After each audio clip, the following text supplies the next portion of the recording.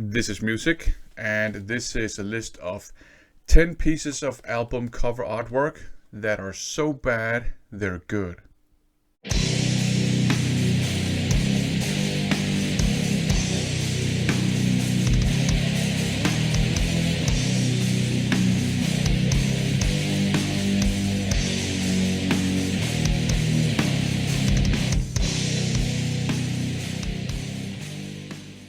Alright, here's my contribution to the ongoing thread. Show 10 album covers that are so bad they're good. So, of course, what's bad and what's good, it's a very subjective thing. I have sort of defined it as cover artwork that is made by an artist that at least seems to have a lot of talent and potential and skill, but just has not yet completely lived up to that potential, right? So you can see there's something going on there, but it's not quite there. That's the first thing. The second part of it is that obviously I have to like it. You know what I mean? So it's cover artwork. It might not be of the best of quality, but I personally really appreciate it.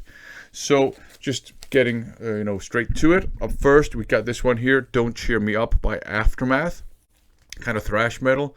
This is, I mean, you can see that there's some maybe issues with the perspective. There's some kind of details that could be there perhaps. But I really like how it seems that it's made by, using watercolor. I think that's pretty cool. I like the, color scheme, kind of like pink color. And I kind of like how you got kind of like three main kind of layers of color there, and the one character that you have is also pretty well drawn, I think. So this seems to be like an artist that actually is pretty good, but might not have all the necessary means that were required, to make a super professional looking painting. But it's a very iconic, I think, piece of cover artwork, and I really like it. I enjoy looking at it. So great stuff. Aftermath, "Don't Cheer Me Up." The next one has been highlighted on many lists throughout the years as a very bad piece of cover artwork, but I think it's so bad it's good. "Artillery Terror Squad." It has the three sort of four characters. You got like two cops and a doctor, and then you have the giant rat as well. So the four characters look very cartoony or comic booky, and they're drawn by someone who obviously kind of knows how to draw, but might not have learned everything yet, like perspective, proportions and things like that. But at the same time, you can actually see that in the shading here on this cup, you can see that and obviously the hair and the shading on this giant rat, that they do know some techniques. So it might be kind of like low quality on purpose, I don't know, but I really enjoy this piece of cover artwork for what it is, and it's fun, and it's also kind of iconic, right? So I quite like it. Maybe it's somebody who actually knows what they're doing. Maybe it's somebody who's on their way to knowing what they're doing. In any case, I really appreciate this piece of cover art. The next one is "Blow and Freeze Enemy." And what makes this so bad it's good is that it's, at least that's what it looks like, it's basically just a drawing of Jack Nicholson, looking very creepy.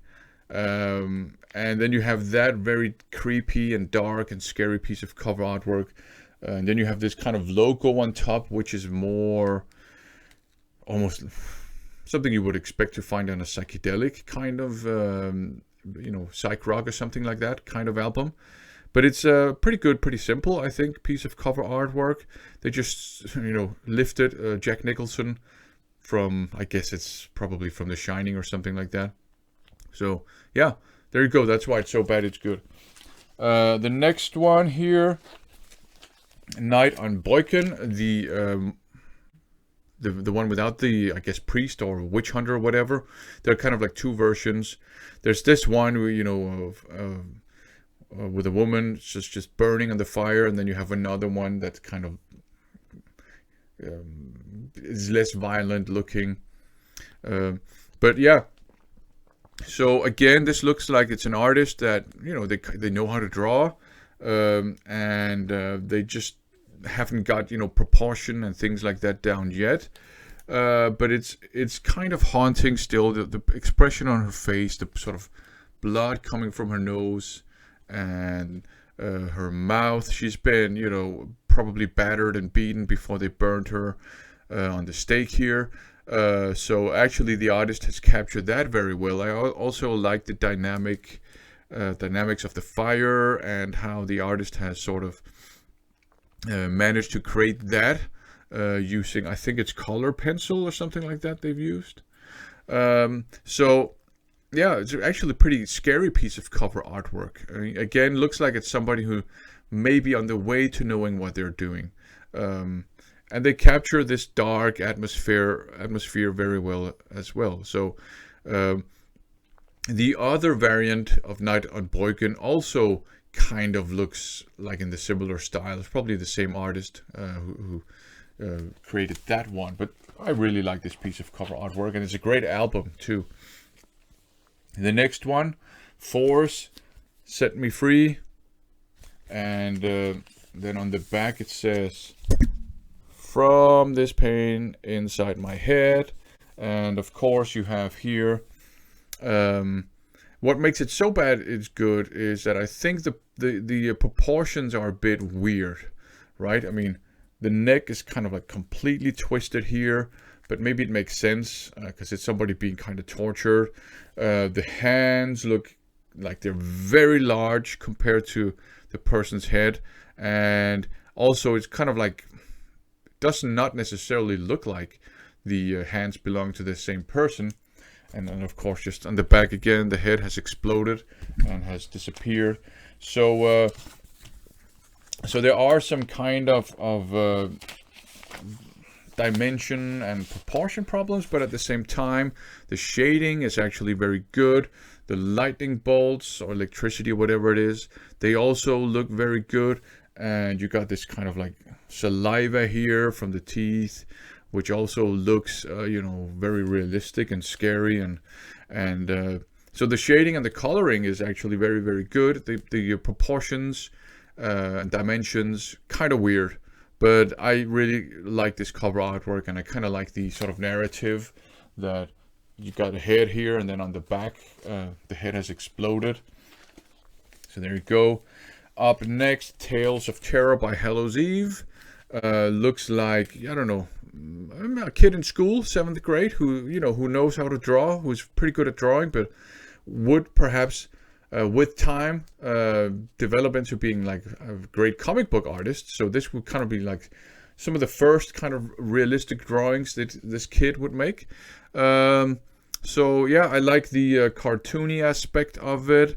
I like the composition actually as well, and I like how the logo has been drawn into it. Has not, I think, been superimposed upon it. It's sort of drawn as part of the cover artwork, and I like the scary kind of character here with a hood and an axe that is way too small, and a mace that is also kind of way too small, and hands that are way too small, and forearms that are kind of like Popeye forearms.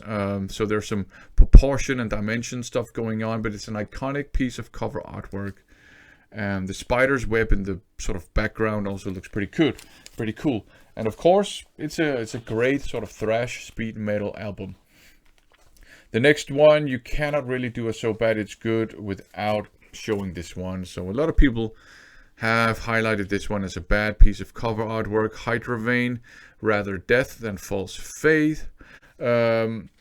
I think it might be the color scheme that a lot of people have problems with, but I kind of like this kind of pink, kind of purple, red, orange kind of stuff in the background. I like how this kind of lizard creature being green kind of stands out against the background. I like the cartoony style of all of this. Again, this looks like it could be the same, you know, kid that has just, you know, progressed a bit. So this might be, you know, 8th grade or something like that. You got this like skeleton with a skull that's way too big compared to the rest of the body. Might be a child though, they have big heads, so that's got dark suddenly. So I like this, and it's an iconic piece of cover artwork too, right? So there's no denying that. So nice piece of cover artwork. The next one here is simply so bad it's good because it's obviously a ripoff of Iron Maiden's Eddie. This is Morbid Saint, and it's called Spectrum of Death, a very good kind of thrash metal, maybe bordering on death thrash album. But you got this fake Eddie in the front, and then you have this kind of like ghostly creature as well. And it looks like and I really like that the logo has also kind of been painted or drawn rather than superimposed. So I think that's great too. But yeah, so bad it's good. It's a fake Eddie. There are some cool things going on with the shadings, and I think this is perhaps also, and I don't know if it's painted or watercolor or maybe color pencils, maybe a mix. Right, but yeah, it's an iconic cover artwork, but it is a ripoff of Eddie. And the last, penultimate one here is his Scavengers Battlefields. You got this barbarian and I guess a barbarian lady, just on maybe a battlefield or, you know, after a battle or something like that. And they just look so sad. Sad facial expressions. Again, this could be somebody who's actually pretty good at drawing and sort of honing their skills and might end up being a great artist. So this is, you know, maybe in the early stages of trying their hands at cover artwork or something like that. I don't know if some of it might have been airbrushed or something like that, or if it's watercolor, whatever, but it looks like, you know, some amateur that might end up being a professional did it. But it's a pretty cool album too. So that's Scavenger.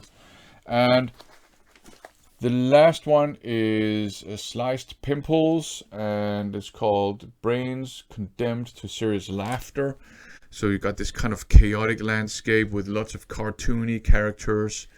And I think this is an artist that's probably, they know what they're doing. They've probably been commissioned to drawing something that looks like, you know, semi-childish, but at the same time kind of chaotic and in a way dark and psychedelic. And you got these weird like teddy bears that have been impaled and killed, and this weird spotted dog kind of trying to whatever that's going on. You got a giraffe getting punched, weird stuff, and you have these the so-called Roligan club hat, which was very popular among soccer or football fans back in the 80s. So I think this is so bad it's good because the artist was hired to make it look so bad it's good. And again, seems that the logo, I don't know if the logo has been painted into the this, or if it's been painted separately and superimposed on it, but it looks like it's been painted. So pretty cool looking logo too. So that's Sliced Pimples. So these were 10 pieces of album cover artwork that I think are so bad they're good, and I actually really like and appreciate all of them. Thanks for watching.